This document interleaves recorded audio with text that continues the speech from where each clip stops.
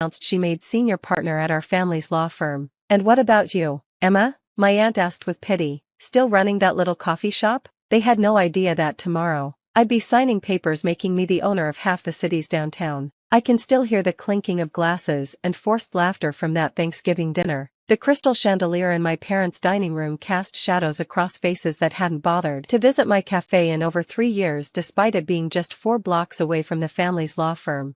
Emma, my sister Sophia's voice cut through the polite dinner conversation. Tell everyone your big news. I looked up from my plate, already knowing what was coming. Sophia sat there in her designer suit, diamond engagement ring catching the light as she reached for her wine glass. She had that look, the one that said she was about to remind everyone why she was the family's crown jewel. I made senior partner, she announced, her smile dazzling, youngest in the firm's history. The table erupted in excitement. Mom practically glowed with pride. Dad raised his glass in a toast to Sophia Harrison, carrying on the Harrison and Associates legacy. I took a small sip of my wine, thinking about the stack of contracts waiting on my desk at home, but of course, nobody here knew about those. To them, I was just the family disappointment who played cafe owner instead of joining the prestigious family law firm. And what about you, Emma? Aunt Patricia turned to me with that familiar mix of pity and condescension. Still running that little coffee shop? The Wild Vine Cafe. I corrected her quietly. Yes, I am still serving coffee. Sophia laughed, sharing a knowing look with our cousin Diana. You know, there's always a place for you at the firm if you want a real career. I stirred my mashed potatoes, remembering the meeting I'd had that morning with one of the city's biggest real estate developers. The contract I'd signed was worth more than Sophia's entire year's salary, but they didn't need to know that. Not yet. The cafe does well enough, I said mildly. Well enough to pay rent, I hope, Mom chimed in, concern etched on her face. That downtown location must be expensive. I almost smiled. If they only knew I owned the entire building and the one next to it and most of that block. I manage, I replied. Sophia launched into a story about her latest big case, some corporate merger worth millions. Our parents hung on every word just like they had since we were kids. Sophia, the straight-A student who followed the perfect path, elite law school, prestigious clerkship, then straight into the family firm. And me? I was the rebel who chose culinary school over law school, who used my trust fund to buy a rundown cafe instead of a luxury condo. I just wrapped up the Anderson acquisition, Sophia was saying. You should have seen their legal team scrambling when I found the loophole in their contract. Mr. Chen was so impressed. He's bringing all of his business to our firm now. I kept my face carefully neutral at the mention of James Chen. If Sophia only knew who really controlled most of his real estate holdings. I just don't understand, Mom said later, cornering me in the kitchen as I helped with dishes. You're smart, Emma. You could have had everything Sophie has. Why waste your life serving coffee? I dried a crystal wine glass, thinking about my morning schedule for tomorrow. Not everyone wants to be a lawyer, Mom, but you're capable of so much more. She lowered her voice. Look at your sister. Designer clothes, luxury car, that gorgeous penthouse apartment. Don't you want that kind of success? I thought about my own penthouse. The one I bought last month under one of my holding companies. The one with a better view than Sophia's. I'm happy with my choices, I said simply. Mom shook her head. I just worry about your future. The cafe business is so unstable. What happens when you want to start a family? How will you provide? I bit back a laugh, thinking about my diverse investment portfolio and the string of properties I quietly acquired over the past 5 years. The cafe had just been the beginning, my front door into the world of downtown real estate. Later that night, as everyone gathered their coats to leave, Sophia cornered me by the door. Hey, I meant what I said about the firm, she said, her voice carrying that elder sister authority she'd perfected since childhood. Dad would create a position for you in a heartbeat. You could start in corporate law, maybe work your way up. Thanks, I cut her off, but I'm good where I am. She frowned, perfectly plucked eyebrows drawing together. Emma, be serious. You can't serve lattes forever. Don't you want to make something of yourself? Oh, if she only knew. I had made something of myself. All right, something much bigger than anyone in this family suspected. Tomorrow morning would prove that. I should go, I said, checking my watch. Early morning at the cafe. Right, Sophia smirked. Those coffee beans will grind themselves. I drove home to my real office, hidden in plain sight above the cafe. While my family thought I spent my days steaming milk and making change, I built an empire of my own. The cafe was just the public face, the piece of me they could see and mock. Behind it lay a web of real estate holdings, strategic investments, and carefully crafted contracts that would soon reshape downtown. Unlocking my office, I settled behind my desk and opened the file marked Chen Acquisitions. Tomorrow morning, James Chen would walk into my cafe, not as Sophia's client, but as my business partner. He'd been helping me buy up properties through various shell companies for years, keeping my identity hidden even from his own lawyers, including my sister. I pulled out the final contract, the one that would consolidate all my downtown holdings under a single management company, the one that would finally reveal who really controlled half of the city's most valuable real estate. My phone buzzed. A text from Sophia. Dinner was fun, though. Mr. Chen mentioned he might stop by your cafe tomorrow. Try not to embarrass me. He's our biggest client. I smiled, setting my phone aside without replying. Tomorrow would certainly be interesting. The contract was straightforward. My various holding companies would merge into a single entity, Harrison Capital Group. The name was a bit of family irony I couldn't resist. As I reviewed the paperwork one last time, I thought about my sister's smug smile at dinner, my mother's concerned lectures, my father's dismissive attitude toward my little coffee shop. They had no idea that while they were focused on law firm politics and courtroom drama, I'd been quietly building something far bigger. 5 years of careful planning, strategic acquisitions, and hidden ownership were about to pay off. Tomorrow, James Chen would sign the final papers, and my family would learn that the daughter they'd written off as a simple barista actually owned more of downtown than their precious law firm could ever dream of handling.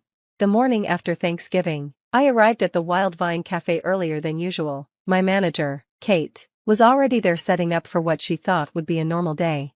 The special meeting room is ready, she said, handing me a coffee, though I still don't understand why Mr. Chen wants to meet in a cafe instead of his office. I smiled, taking a sip. Sometimes the best deals happen in unexpected places. At precisely 9 a.m., James Chen walked through the door. Despite being one of the city's most powerful real estate developers, he dressed simply in a black sweater and slacks. That was one thing I'd always appreciated about him. No pretense, just business. Good morning, Miss Harrison, he said warmly, then loudly enough for others to hear. Could I get a vanilla latte? I played along, heading behind the counter to make his drink personally. We'd perfected this routine over the years. Me, the humble cafe owner, him, the casual customer. Nobody ever suspected we were orchestrating million-dollar deals over coffee. As I steamed the milk, the cafe's door chimed again. I looked up to see Sophia striding in, legal briefcase in hand. Mr. Chen, she called out, clearly surprised to actually find him here. I didn't expect to see you so early. James accepted his latte from me with a nod. Ah, Miss Harrison, your sister makes the best vanilla latte in the city. Would you care to join our meeting? Sophia blinked, glancing between us. Meeting? Yes, regarding the downtown development project. He gestured to the private room at the back of the cafe. Shall we? I could see Sophia's mind racing, probably wondering why her biggest client was having a meeting in her sister's little coffee shop. Still, she followed us into the room, her heels clicking against the hardwood floors. The room looked deceptively simple. Comfortable chairs, a solid wooden table, warm lighting. Only the small camera in a corner ready to record the signing hinted at something more significant. I'll need another witness, James said, pulling out a thick contract. Perhaps your sister could join us. Sophia's perfect composure slipped slightly. Emma? Oh, no, she runs the cafe. She doesn't need to be involved in legal matters. James raised an eyebrow. On the contrary, she's quite essential to this meeting. I sat down at the head of the table, enjoying the growing confusion on my sister's face. Actually, Sophia, you're the one who doesn't need to be here, but since you are, you might as well witness something interesting. The door opened again and my father walked in, followed by 2 other partners from Harrison and Associates. They must have been meeting nearby and seen Sophia enter.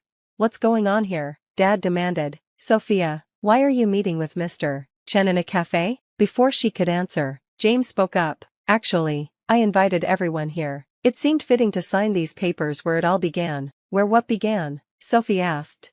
I opened my laptop, pulling up the presentation I'd prepared. The consolidation of Harrison Capital Group's downtown holdings, currently valued at just over $300 million. The room went silent. Dad's face paled as he looked at the screen, which showed a map of downtown with highlighted properties, blocks and blocks of prime real estate. Harrison Capital Group, he whispered.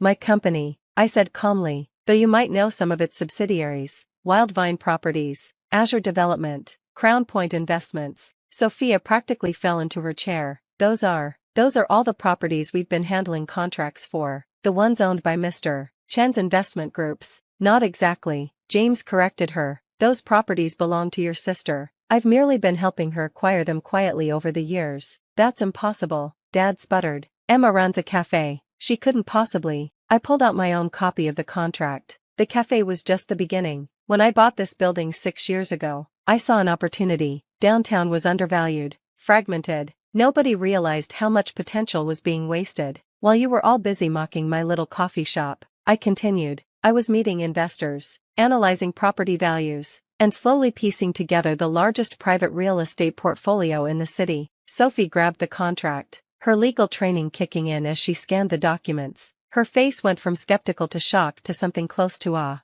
This is worth hundreds of millions, she whispered. You own half of downtown, more than half, actually, James added. Your sister has quite a talent for seeing value where others don't. Rather like buying a rundown cafe and turning it into the cornerstone of an empire. Dad sank into a chair, his face ashen. Why didn't you tell us? Would you have believed me? I asked quietly. You were all so convinced I was wasting my potential. It was easier to let you think that while I built something on my own terms. But you serve coffee, Sophie stammered. You wear an apron. I wear many things. I cut her off. Sometimes an apron, sometimes a business suit. The difference is I never needed everyone to see the suit to know my own worth. James pulled out his pen. Shall we make it official? I signed first, my signature bold and clear. James followed, then dated his signature with a flourish.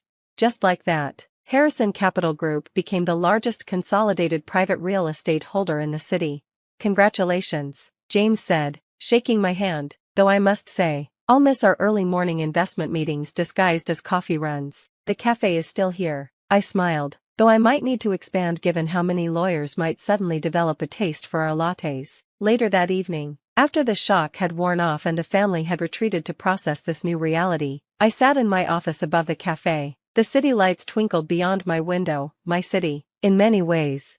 My phone buzzed with a text from Mom. Can we talk over coffee tomorrow? I looked down at my cafe, still bustling with evening customers. The place where everyone thought I was just scraping by when in reality I was building an empire one cup at a time.